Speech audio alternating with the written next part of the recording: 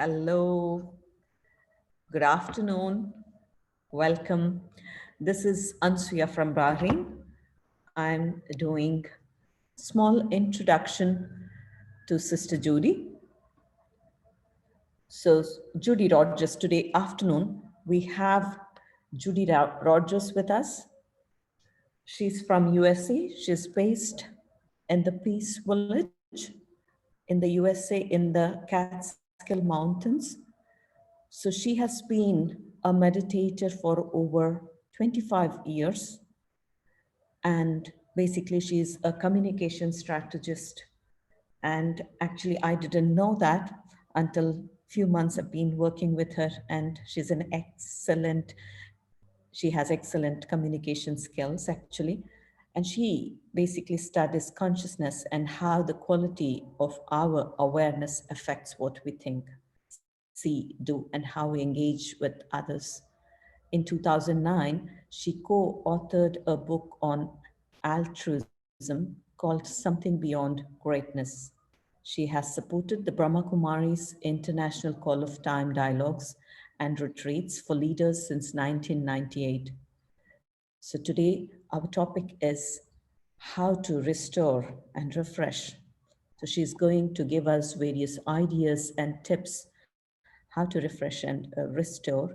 And in the end of the session, the last 15 minutes, we are going to have Q&A. So if you have any questions, you can just put your questions in the chat box. And now we leave to Sister Judy to take on and take us on this journey how to restore and refresh. Thank you. Thank you, Ansia. So I don't see very many of you. I would love to see more of you. It's a little easier to talk to you if I can see you. So if you're able to, yeah, nice. All right. Hi, how are you? There are Good around to see. 200 people. Well, 200. however many I can take a look at here. Hi, good morning, good afternoon, good evening. It's a lot easier to talk to faces than to names. So thank you. Nice to see you.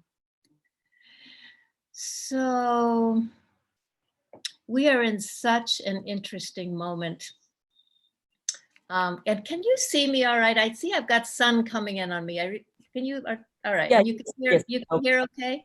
yes, All right. yes, absolutely. Right, good. Okay, so I know the promise was that I was going to help you restore and refresh, right? I think we will do that, but I want to direct it a little bit more to the moment that we're in, because we're in a really unusual moment.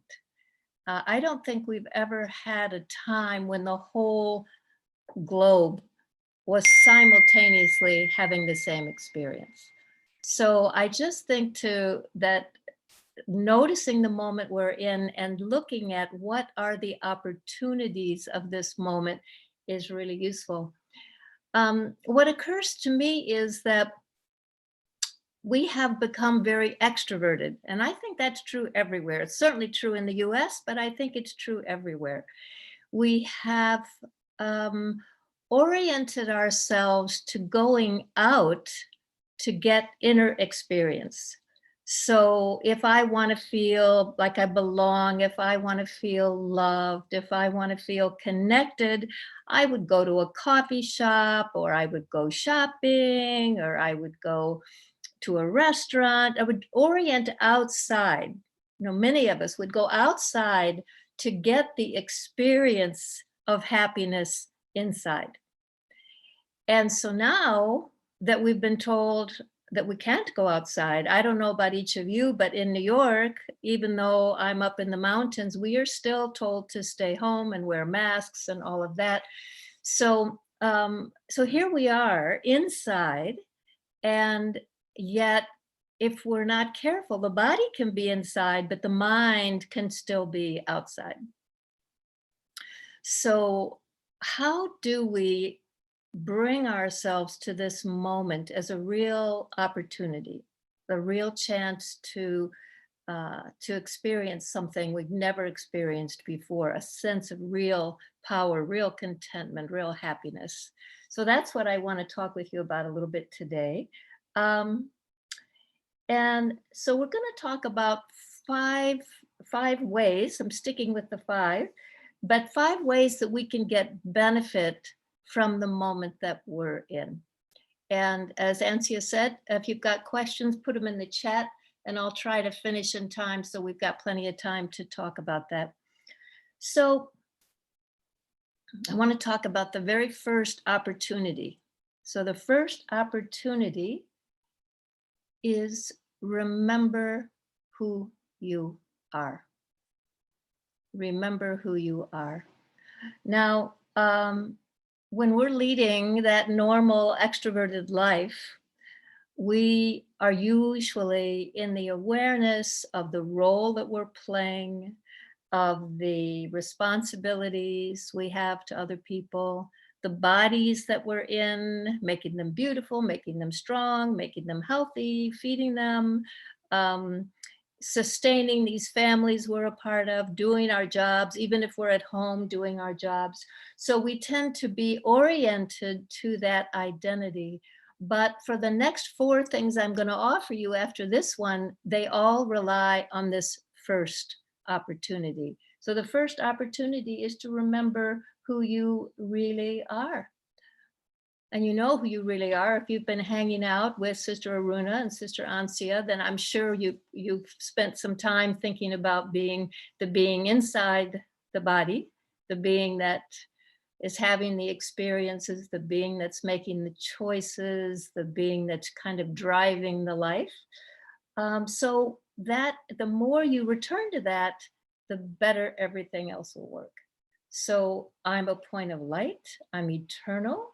I have my original nature is beautiful. Originally, I am peaceful. Originally, I am kind. Originally, I am blissful, happy, joyful. Originally, I am generous. That is my nature. And if you have ever seen a newborn baby, the baby doesn't ever show up angry. The baby it might have colic, might have an upset stomach, but fundamentally, the baby's not angry and the baby's not sad. The baby shows up just the way it is, pure, happy, peaceful, joyful, which is why we love them, right? Why we want to hold them, because they've got all of that natural vibrance and joy. And so when we turn inside, so if we pull our eyes away from the window and away from the social media screen, away from our phones, and we turn inside, of course, if you do that right now, you won't hear the rest of what I'm going to share with you. But once we're done, if you turn yourself inside, and even when we're together on the screen, then lots of things become possible that weren't possible before. You can check your heart. The minute you check your heart, you know how you're doing. No matter how you've been distracting yourself, if you check your heart, you will know if you are sad, if you are happy, if you're carrying some kind of blame or unhappiness, if you're afraid or anxious. All of that lives in the heart. The minute you check your heart, you get a pulse right away. When you turn inside, you can check your mind. Is it stable or is it jumping all over the place? So when you turn inside, all kinds of things become obvious to you and all kinds of things become possible. So the starting point for what we're going to do today is that I am the one inside. I am the eternal light. I'm the self inside. I'm the being inside. So move yourself away for a minute from your kind of outer identity and take a look inside, because that's where we're going to work today. So that's the first one. Remember who you are. Now the second one, I don't know how many of you would remember, there was a great book back in the 60s called Be Here Now by Ram Dass. And that's the second point. Be here now and accept each moment with no judgment. So, you know, all we have is this minute right now. All we have is the moment we're in. We know that. But if we spend that moment thinking about how I screwed up yesterday, I made this dumb thing that I did. I regret that. I replay that. Or I can't believe what someone said to me yesterday. It's really bothering me still what they said. Or if I spend it anxious about tomorrow, I'm trying to read the tea leaves on stock markets and economies and coronavirus, and I'm trying to anticipate what's going to happen. All of that, I lose the moment that I'm in. So the idea that we have to be in the moment we're in, and not only be in this moment, but accept whatever happens. Train the mind to be present and to accept whatever happens. Now, I've got a story here for you that I bet you've heard before. I'm going to read it to you anyway because it makes the point I'm trying to make here. And it's a Chinese proverb. Seems that Chinese always have better stories. So here it goes. A farmer and his son had a beloved stallion who helped the family earn a living. One day, the horse ran away, and their neighbors exclaimed, "Oh, your horse ran away. What terrible luck." The farmer replied, "Well, maybe so, maybe not. We'll see." A few days later, the horse returned home, leading a few wild mares back to the farm as well. And the neighbors shouted out, "Your horse has returned," and brought several horses home with him. What great luck. And the farmer replied, "Well, maybe so, maybe not. We'll see."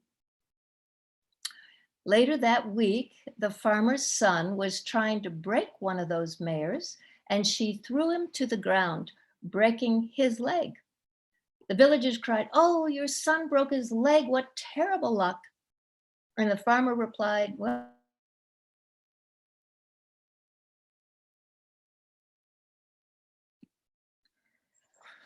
we'll see."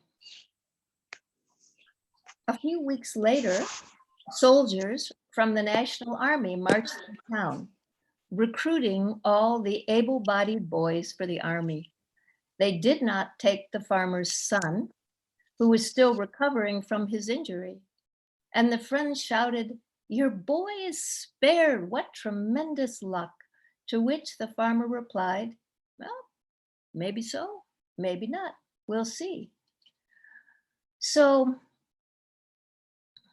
the moral of this story is, of course, that no event in and of itself can truly be judged as good or bad, lucky or unlucky, fortunate or unfortunate, but only time will tell. And so back to this second point, we have to accept whatever happens with a sense of, let's see if it's good or bad.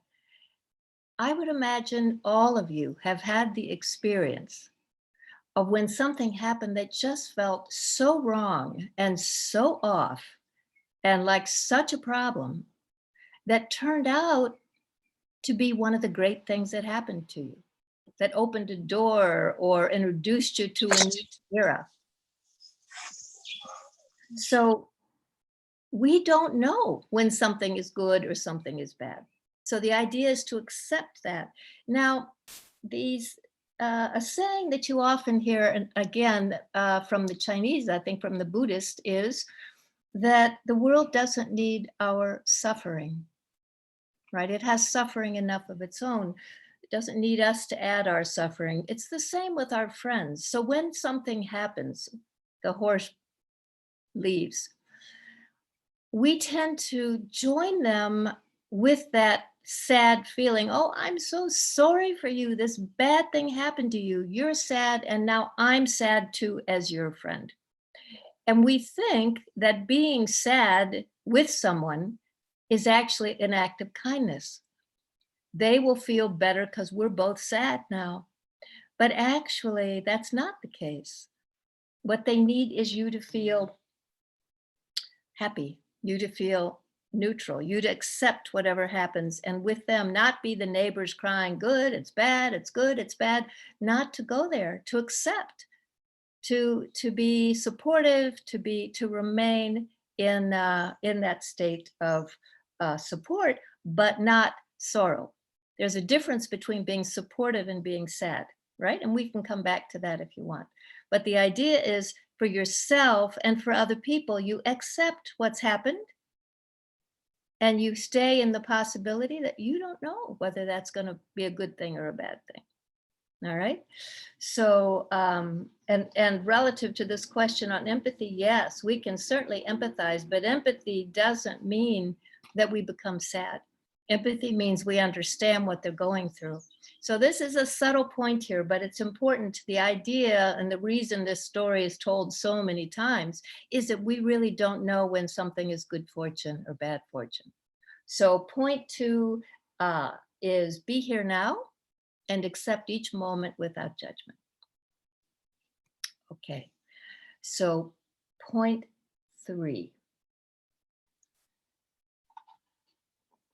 Encourage your friends always. And this includes your neighbors, this includes your children, this includes your parents. And this kind of ties to this last point and that last story.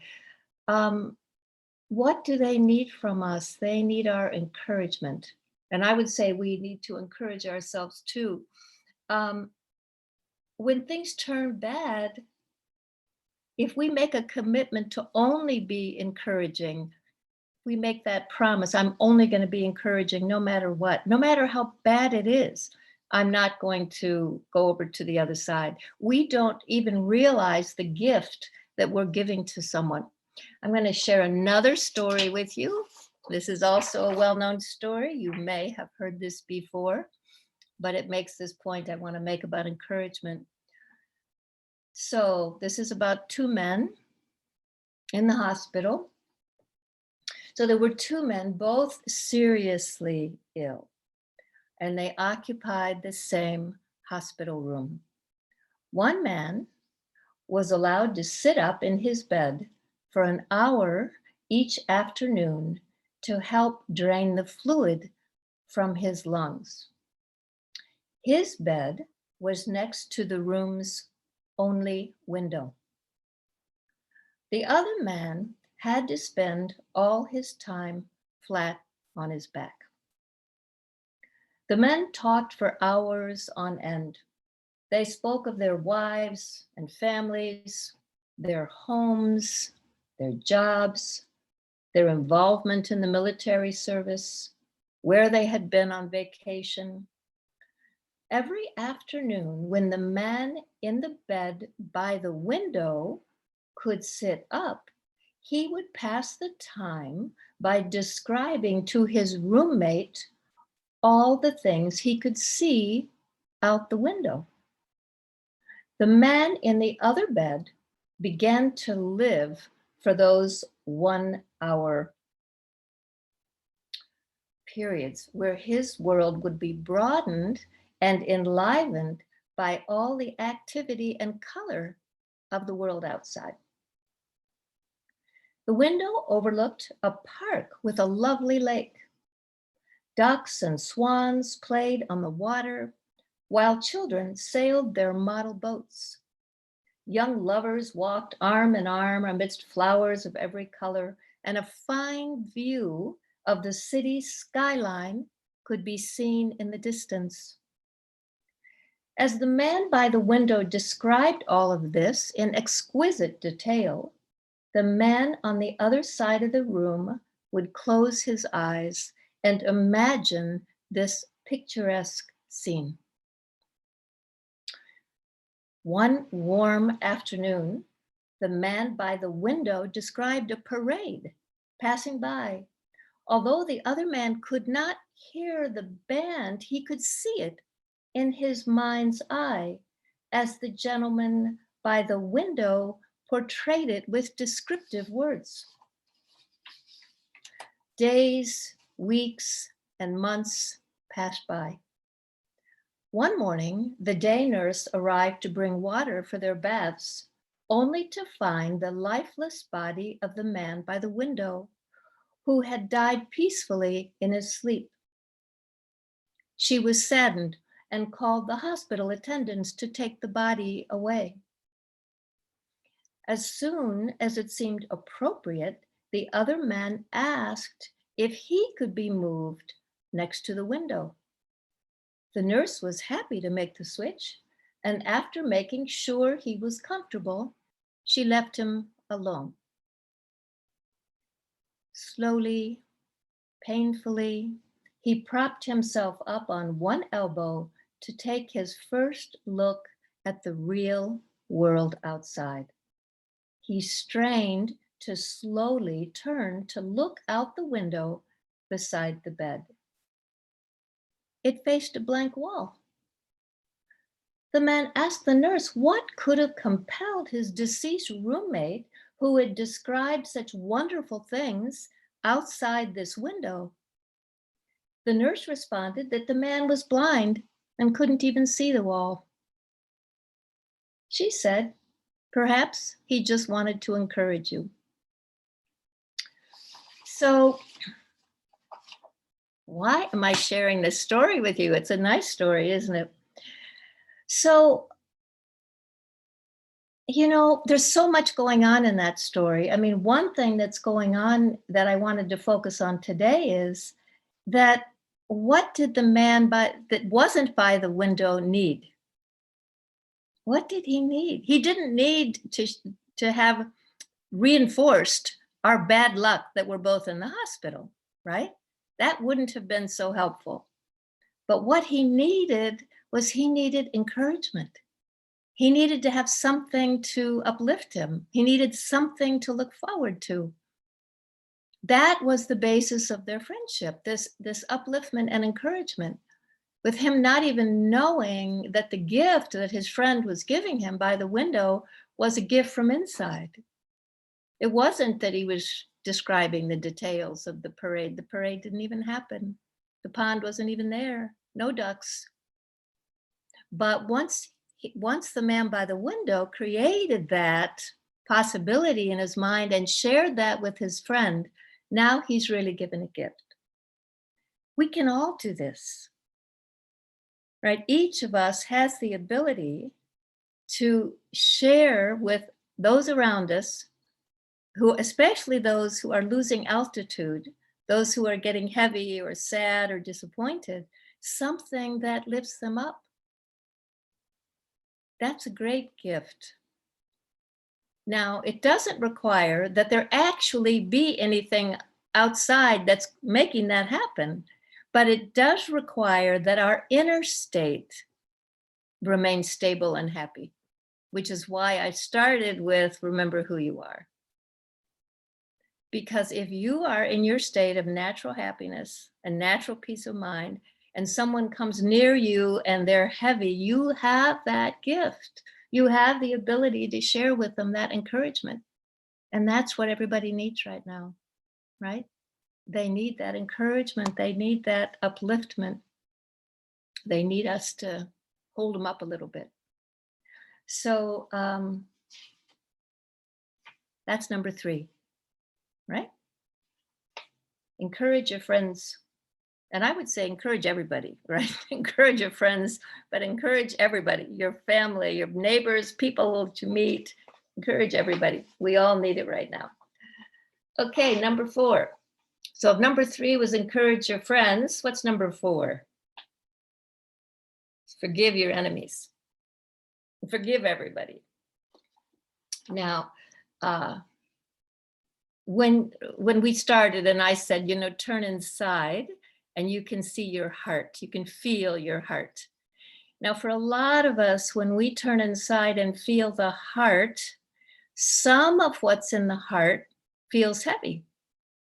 Sometimes when we turn inside, we have a little bit of heaviness there.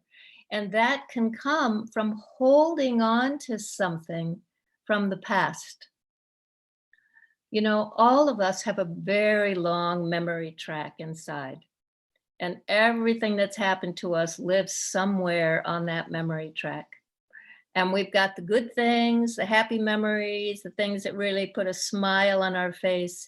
And then we have the disappointing things, the sad things, and especially the things where we feel someone let us down.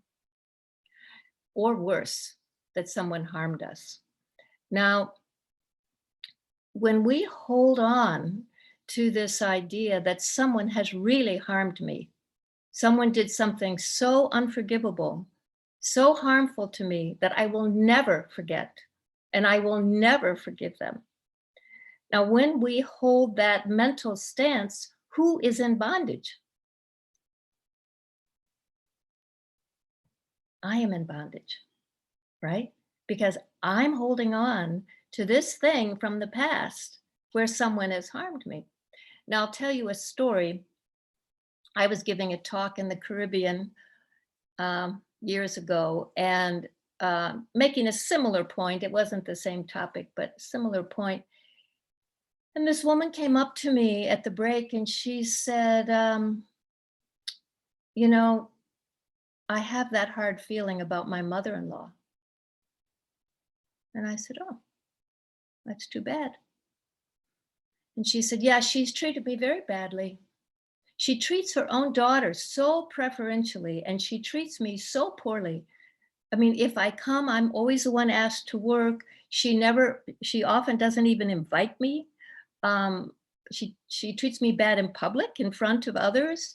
She said, it's been that way for a very long time. And I said, well, I am so sorry. That's got to be very painful. So does she live near you? And she said, oh, she's been dead for 35 years. What? For 35 years, you've been carrying around this hard feeling? I said, you must end it right away. Liberate yourself. Get out your scissors, your inner scissors, and cut that bondage. And not only cut the bondage, not only, liberate yourself from the pull, but you must forgive her.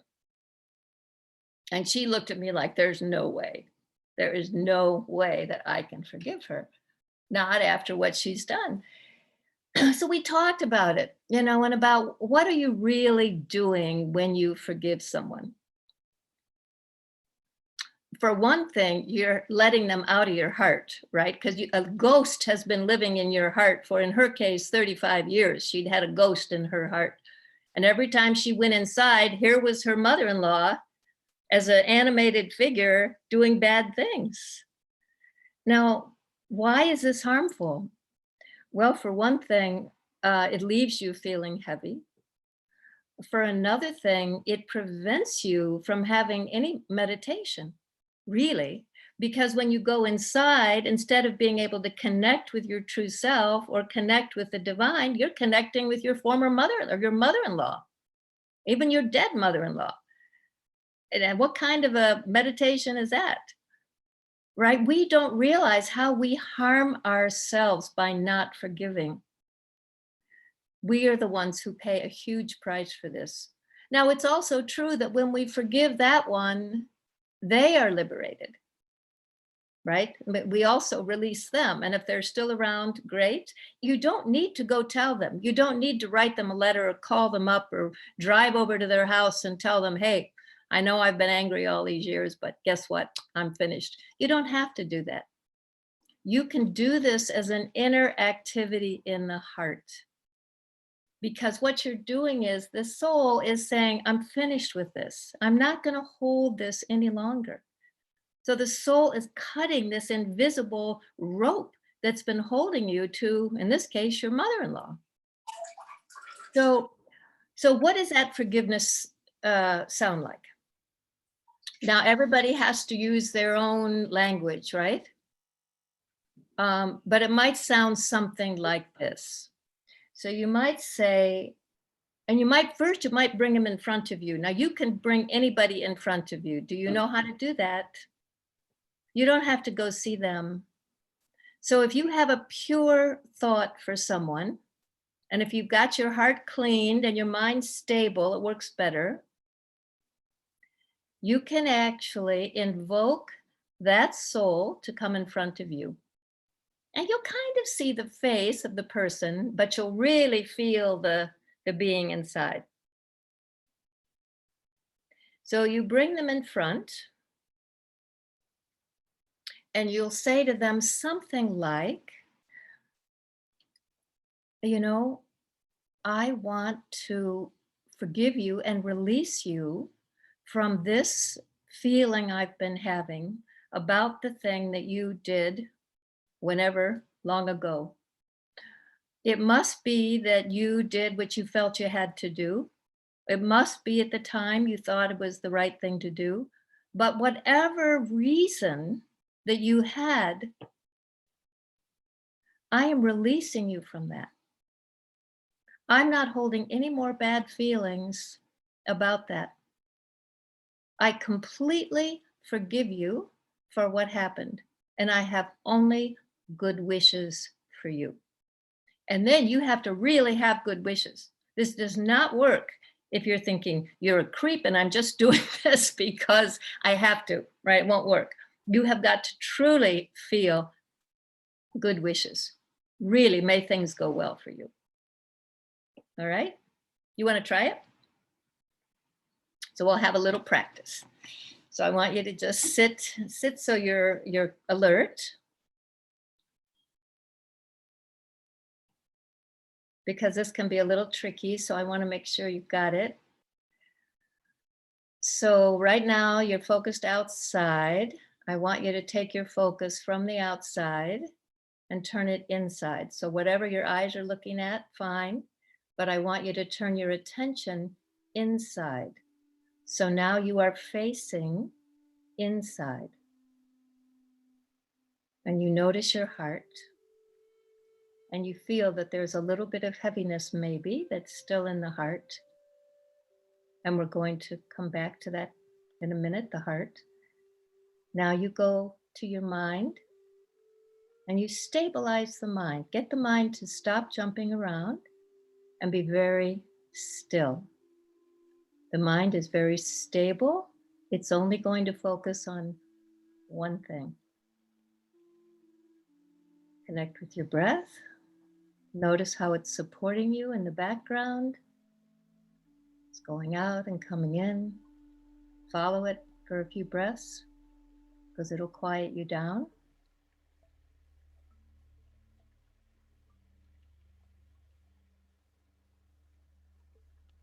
Move to the seat of the soul, which you know is right behind the eyes. Realize this is where the true self sits. And now turn your attention to your heart.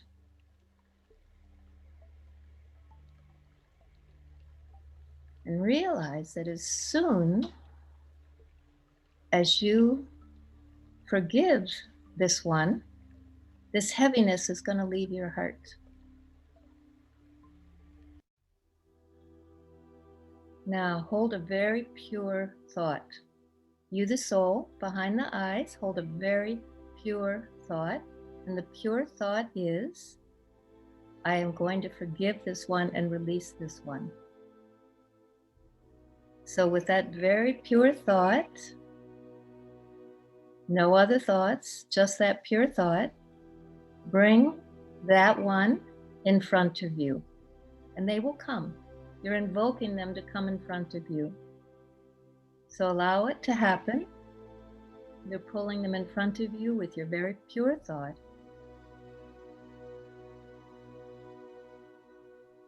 And in a moment, you see that they're there. And for some of you who don't do it visually, you will feel that they're there. And don't let any bad feeling come. Don't let anything from the past come. Look at the soul and send only thoughts of forgiveness. And say in your heart, I completely forgive you for what happened. I know that at the time, you must have felt it was what you had to do. And I did take sorrow from this. But now, I want to become free from this. And I completely forgive you for what happened. And I wish you the very best. May things go well for you.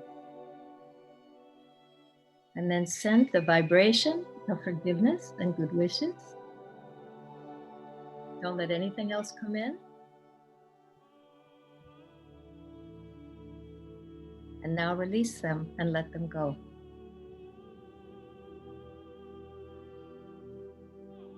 And the last thing you do is fill your heart with love. Turn your attention back to your heart and fill your heart with love.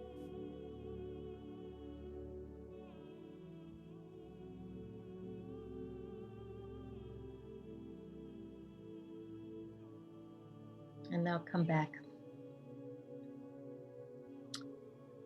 So this business of forgiving, it includes us, right? We have to not only forgive other people, we have to forgive ourselves. Sometimes the hardest thing we do is hold ourselves responsible for something and not forgive ourselves for that. And that will hold us back. That will prevent us from being free. It will prevent us from connecting with the divine. It'll prevent us from living a full life. So that little practice we just did, you can do it in your own way. But the key is that you have to have a completely pure thought. It can't be sullied in any way. All right? So that's number 4. Forgive your enemies. In fact, forgive everybody. Forgive yourself. Forgive anyone who's ever harmed you. And hold those pure good wishes in your heart. Okay, and number 5, the last opportunity space, count your blessings. The quickest route to contentment is gratitude. I would bet a lot of you already do this, because for a lot of people, this is their fundamental practice. But it starts with the way that you see, right? You look around you and you see with appreciation.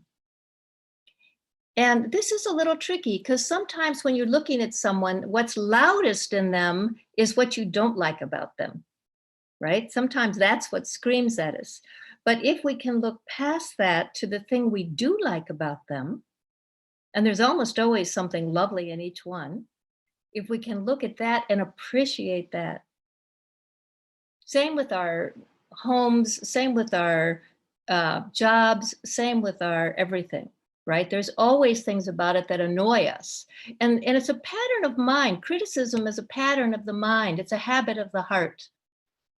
And we can change that. You know, we don't have to be, you're not born a critical person, right? Babies don't, your 1-year-old doesn't walk around telling you off, do they? Walk around saying, well, I don't like the way you've got the furniture. I don't like lunch. I mean, that's not the nature of the being. The nature of the being is acceptance and appreciation. And so sometimes if we've been too disappointed in our lives, we may have developed a habit of disappointment or criticism. And then we're unhappy. It makes our hearts unhappy. We pay a price for that. So this last one is to cultivate this habit of appreciation, gratitude. Some people actually start their day with a little list of things they are grateful for, or they end their day that way. It's like the 2 men in the hospital room, right? The one by the window, he could have said, I'm blind, I'm dying, this is pretty dreadful. And he could have spent the whole time that way. Instead, he's seeing parades and city skylines. And instead, he's serving the one in the bed next to him. Who's the first beneficiary of that? Not the guy in the bed next to him, right? Again, we harm ourselves just like we harm ourselves with our blame of people. We harm ourselves with our critical thoughts. Over and over, we harm the heart. We harm the mind. So in this time of opportunity, when we're here working this inner space, count your blessings. Realize just how hugely lucky you are how much beauty there is in your life, how much benefit there is in your life, how much opportunity there is in your life. Thank you. I think the most used icon on social media is that little namaste sign, right? Thank you. Thank you. So this allows you to have all you need. It allows you to have the relationship with the self, allows you to have a relationship with everyone else. It allows you to have a relationship with the divine. So let's go through the 5, and then I'm gonna see if you want to chat about anything in particular. So one is, before we start, it's just to notice that we are in a most unusual moment. The outer world is really struggling. And so if we are attached to the outer world, we will struggle. If our day is made up of every single new figure on the coronavirus or new prediction on the economy, we will be in a lot of distress. So the opportunity is to turn inside and cultivate, use the time to cultivate this inner capacity, this inner power, this inner wisdom. And so I'm suggesting 5 moves. There are probably 105, but I'm offering 5 for us to work with. So the first one is, and the foundation, remember who you are. You are not the title. You are not just mom or grandmother or policeman or attorney or doctor or advertising executive or whatever. All of that, those are the roles you're playing. Who are you? You are this glorious, eternal, lovely, patient, beautiful, kind, peaceful, generous being inside. That is your nature. And anything else that's going on with you is not really you. It's something that's come in and is not paying rent, but is hanging out inside. So remember who you are and keep returning to that. That's got to be your daily practice. So remember who you are. Second, be here now and accept every moment without judgment. Not so easy, right? Not so easy, but that's why this Chinese farmer story is so beloved, because we've all had the good news, bad news joke as part of our lives, something that just seemed like the end of the world that actually opened a door. So be here now and accept every moment without judgment. Number 3, encourage your friends. Don't think that you getting sad because they're sad, or you getting angry because they're angry, is the greatest act of love. It is an act of solidarity, but it's not necessarily an act of love. And I would argue that love is a higher value than just mere solidarity. Because what they need right then is the best of you. They need a lift. Like the man in the bed, not next to the window. What did he need? He needed something to live for. He needed something. He hung out waiting for that 1 hour when he got that description of the world. That's what people want from us. They want that encouragement. Number 4, forgive everybody. Forgive everyone. Don't let anything stick in your heart. There is no benefit to them, and there's really no benefit to you. So forgive everybody. And then number 5, count your blessings. Be in gratitude.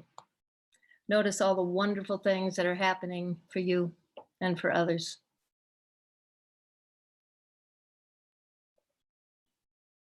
All right, let me stop there and see if there's anything you want to talk about. I think Ansia may facilitate this. Thank you so much, Sister Judy. And here we have a couple of questions. So one of the questions is, what about support? What about support? Yeah. Doesn't it include empathy? That is one question. Mm-hmm. It does. So It does include empathy. I think it's a good question. What does it mean to be an image of support? What does it mean? Some people are the kind of people that everybody goes to. Do you notice that? There's some people, and you may be one of those people. If they have an office desk, everybody's hovering around the desk, or everyone stops by their house to talk. I mean, there are some people who others really experience as an image of support. And I would argue that empathy is part of it. It starts with empathy. I really understand what you're going through. I've been through that myself. Or maybe I can't fully understand it. I haven't been through it, but I really have a lot of compassion for where you are. But the trick is, what do you do next? After you have expressed, or even first felt and then expressed, I get what's going on for you, or I have compassion for what's going on for you, what's your next move? If your next move is, isn't it terrible? Isn't the world unfair? Didn't this happen to you before? Isn't this the third or fourth time you've had this kind of sad thing happen? That's terrible, right? There's that response. Or there is, you know what? Things can really turn a corner here for you now. I actually know of someone in a similar situation who actually had wonderful things come out of that time, or I had wonderful things, or you have such persistent, beautiful qualities that I know you're going to get through this. I have a friend right now whose husband is dying of cancer. He was diagnosed 2 years ago, and she has been really the most lovely traveling companion with him. And I got an email yesterday saying that he knows he doesn't have long left, but he's got a list of people that he wants to have a one-on-one conversation with, and could each of us sign up for a time? And I thought, wow, that's amazing. That's amazing to help him facilitate his last leg of the journey in such a way that it's all about conversations with those who love him. So it's not that we don't have empathy. We do have empathy, but it's not that because someone's in that place that we have to go into sorrow, or what you might call a state of rapport around anger or disappointment, and amplify their disappointment. What you want to do is amplify the sense of possibility. Amplify the sense of what might happen that might turn a corner and be wonderful. Or if it's the end of the road, how lovely and valuable has your life been? What a beautiful life you've had. What an honor it's been for me to be in your life. Thank you. Right? Okay.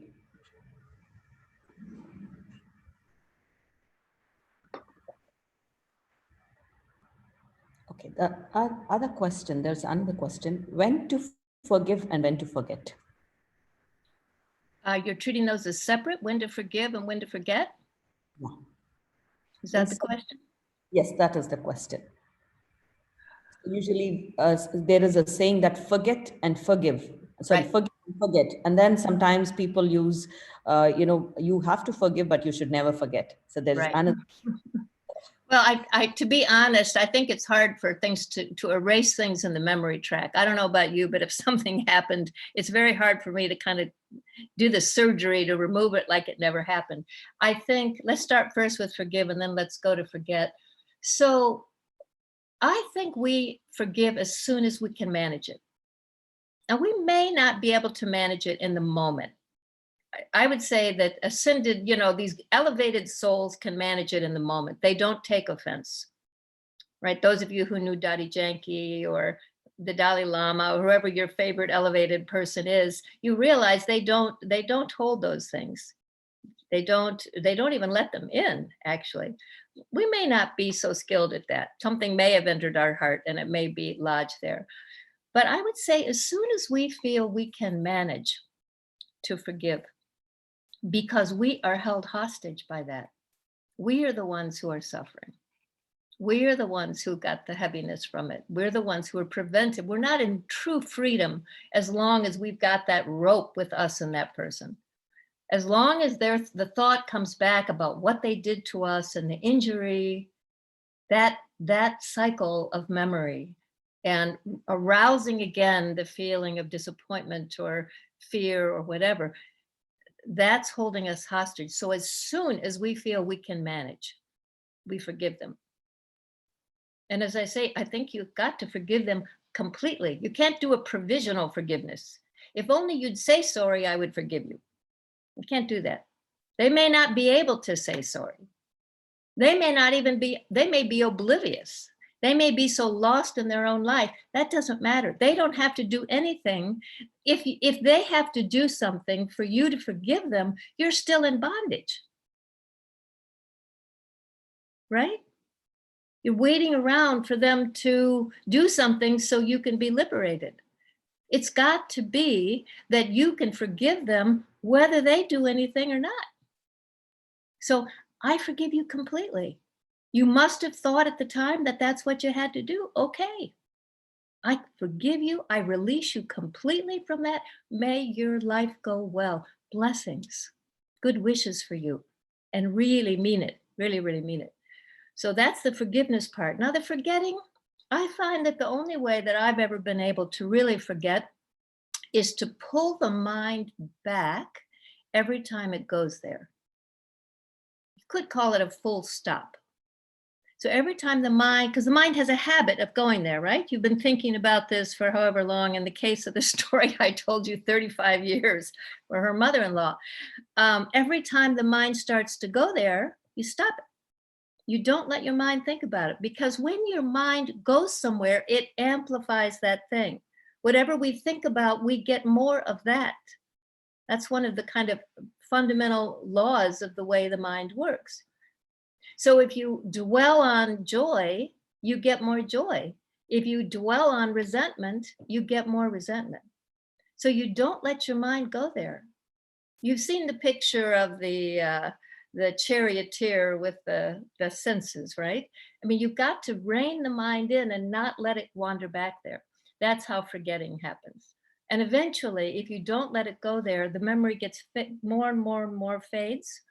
You don't ever go there intentionally. If someone reminds you of them, you cut the thought and stop it and come back. That's how you forget. I don't know of another surgery. Okay, there is, in connection with this question, there is another question. What it says is it forgive from inside, or we have to go to them and tell them that we forgive them? And another question, does forgiveness mean that I have to deal with them again, with family? Well, if you live with them, you know, for some people, the enemy lives right in the house, right? So let's deal with those separately. No, you don't have to go tell them, because your forgiveness, this is about the invisible bond. We started with remember who you are, right? You aren't the body. You aren't the relationships. You're the being inside. The being inside is going to forgive. So this is about the heart. This is the heart. Sometimes the heart has a big cable connecting us with somebody or something. A big, strong cable. It's like a bondage. And we're always aware of them. It's like when the mind goes quiet, in comes this person into our mind. And it's like they occupy, it's like they're a ghost in there. Somehow they got in and they're not paying rent. They're just living in there and occupying the mind. So what you're trying to do is you're trying to untie that bond or cut it and let them free. That's a completely internal process. This has nothing to do with the outside. You are really getting your heart to let go of that ghost and remove them from the heart. So this is an inner process that you're doing. Now, if you additionally want to write something, I suppose you can, but honestly, that can backfire. Because sometimes if you say to someone, I forgive you, and they say, who are you to forgive me? Right? You're the one I'm angry with. So I probably wouldn't do that if it were me. I probably would not do anything on the outside. It's an inner thing that you're working with. It's inner freedom. So I wouldn't drive over there. What was the other part of the question? Does it help to confront the person if she is wrong? Is that part of processing the unforgiveness? No, it's not part of it. Because, you know, the premise of the forgiveness is that at the time, it's the same with ourselves. To help to understand it better, think of yourself. Think of a mistake you made. When you make a mistake, when you disappoint someone and you disappoint yourself, perhaps, at the time you did it, you felt you had to do it. It's almost always true that when we did something with someone or harmed them in some way or did something that we blame ourselves for, um, we thought we had to do that. I met a guy once who was telling me that he could not forgive himself because when he was a young man, his father died, and he was left the responsibility of finding a husband for his sister. And so he did make a match. He found a husband for the sister, but it turned out that the husband was an alcoholic. And he said, all of this years she's had to live with this alcoholic. It's all my fault. And so I'm saying to him, well, did you do your best? I mean, at the time, did you do what you thought you had to do? Yeah. I mean, that's at the moment, that's what you felt you had to do. So that's all you can do is you can say at the moment, that's what I thought I had to do. It was the same for the person who harmed you. At the moment, that's what they thought they had to do for whatever reason. Let it go. For whatever reason, you felt you had to do that, or I felt I had to do it. I'm over that now. I forgive myself. I forgive them. I release you completely from any further obligation. Blessings to you. May things go well for you. Okay, there is a couple of more questions. How can I bring real love in my life? How we experience more love from inside? Well, you are loving. We are all naturally loving. It is our nature. If we're not feeling loving, we may not feel lovable. Sometimes we somehow thought we weren't lovable, and we go a long way down the path of life trying to get love from the outside. So I think to start with the confidence that you are completely lovable, irresistible, adorable in the eyes of your father, and in your own eyes, you have to be clear that you are completely lovable. Um, what happens to us, the reason that we become peaceless or without enough love is other things are on top of that love. Something is obscuring it. It's like static that's on top. And that's what we have to clear away. That's why I'm talking about things like forgiveness, not dwelling in the bad stuff, etc. Because all that stuff obscures us from the natural gifts. The human being, that the soul, human being, right? You've got the body, the human, and you've got the being, the soul. The being is naturally loving. You don't have to go look for it, and no one needs to confirm it with you, but your experience may have been that you weren't loving or weren't lovable, and therefore you have to remove that what's on top of that, which you can do in lots of ways, but we're out of time.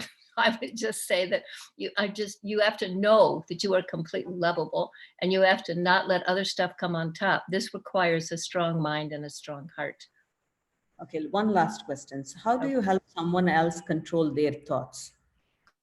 Help someone else control their thoughts. Well, we can't really help someone else control their thoughts.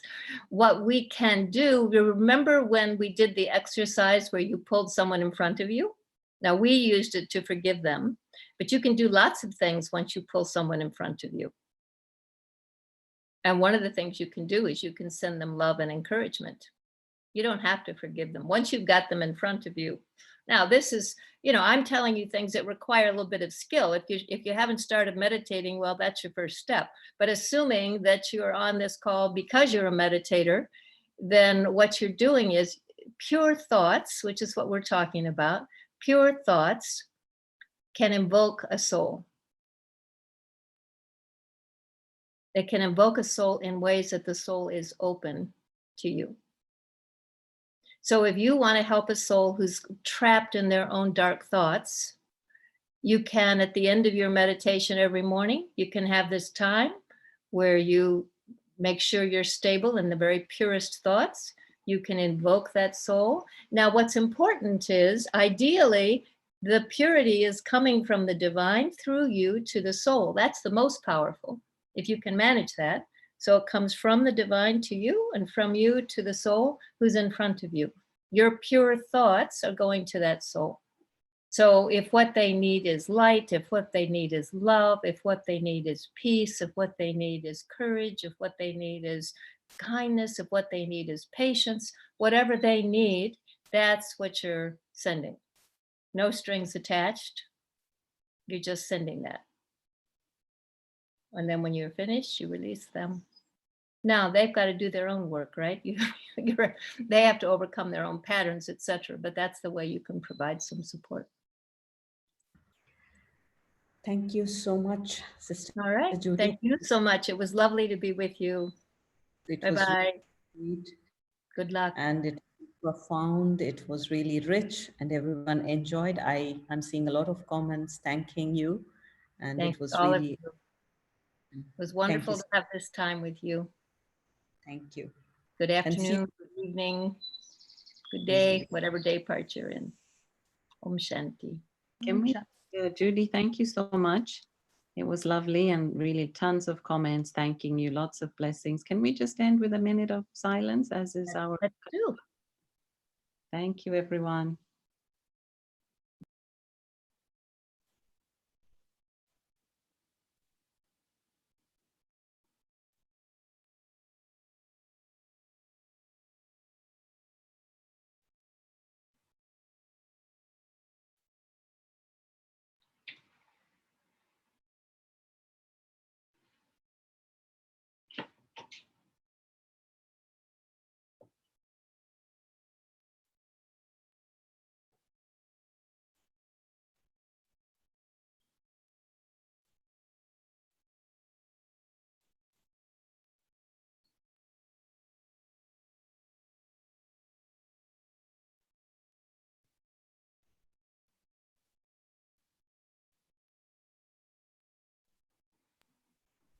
Thank you, Judy. Thanks Really to all of you. comments for the current times. Om Shanti.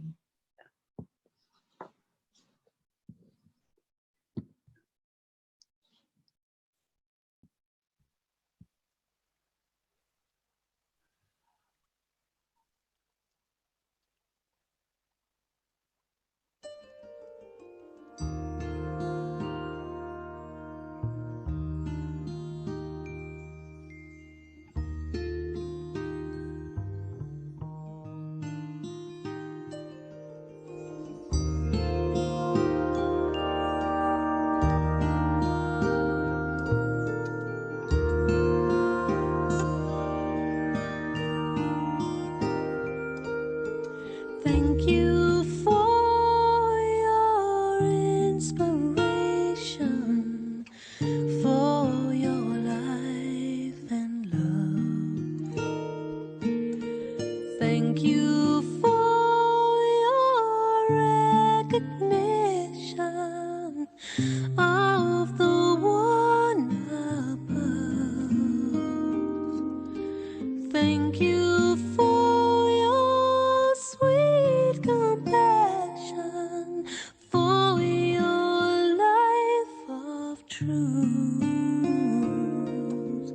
Thank you for walking on this earth. Thank you for being you.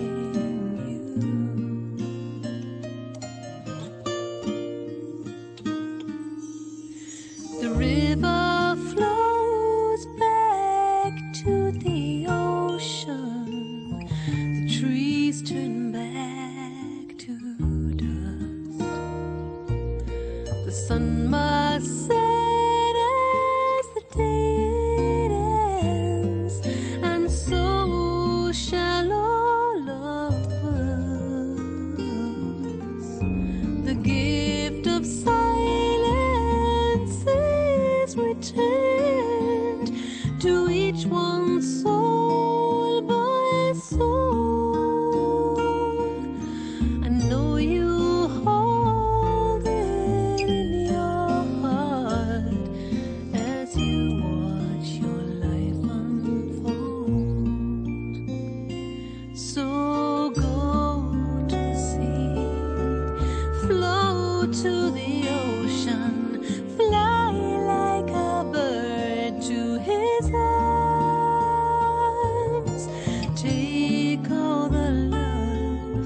of all who will miss you, but know we are never apart.